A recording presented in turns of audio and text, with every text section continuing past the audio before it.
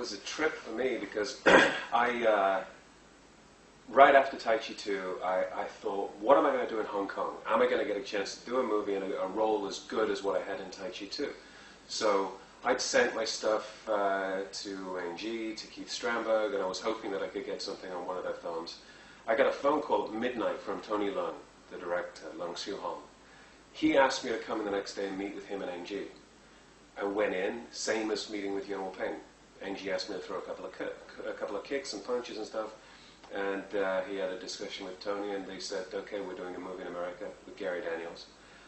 They screened their previous movie, Superflies, for me, and I watched that movie.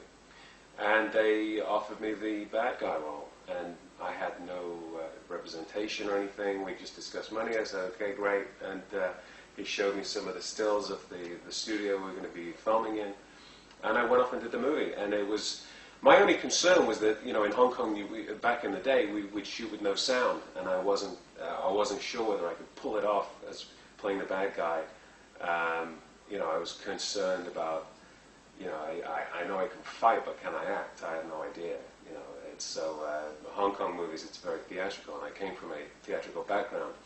So to do a movie in sync sound that was going to get American distribution with Gary Daniels, Chuck Jeffries, with Tony Leung directing in America I felt like it was a big responsibility for me, and I worked very, very hard on the film. Took my video camera with me on the set. I gave it to my girlfriend. She was recording all the behind the scenes. I'd come back from a long day shooting, and I watch all the stuff on my video camera, and I go, okay, great, the fights are going to look fantastic. And it was just a wonderful experience, and it was, you know, one of those movies, again, Tai Chi 2 and Bloodmoon, that really started my career. Now, it was after Bloodmoon that you basically decided to leave Hong Kong for good and head west. Now, how did you find it easy to make the transition into the Western movie industry, or did you find it was harder to get work as an actor, or you weren't getting the roles you wanted?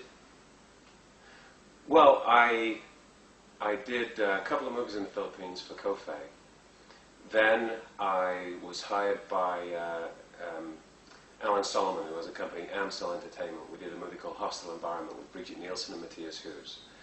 So I went off and did this movie, and I choreographed my own fights, and you know, it was a cheap, low-budget movie. But then I also got other work because of that. Through meeting Matthias, I ended up working on a German film called Legion of the Dead, and then I went to Vancouver and I did a couple of films for Jalal Mehri. So at that time, the straight-to-DVD market in America was just declining. It was at a point where everybody's using the internet. Nobody really knew how films were going to be distributed in the next 5 to 10 years. So people were either making big movies they knew could be released theatrically, or taking a risk doing DVD movies and not knowing whether there was even going to be DVD in 2 years' time. Because DVD was new then as well. So we got from doing straight-to-video movies that were trying to get a HBO World premiere that was the next best thing to a theatrical release. Or, you know, how are we going to release these movies? So the market declined rapidly, and it was just bad timing that I got there as these low-budget action movies were kind of fizzling out. So I met a girl, we got married, and I decided that, you know, if I was going to pursue this career as an actor seriously in America, then I'll get an agent, I'll start auditioning.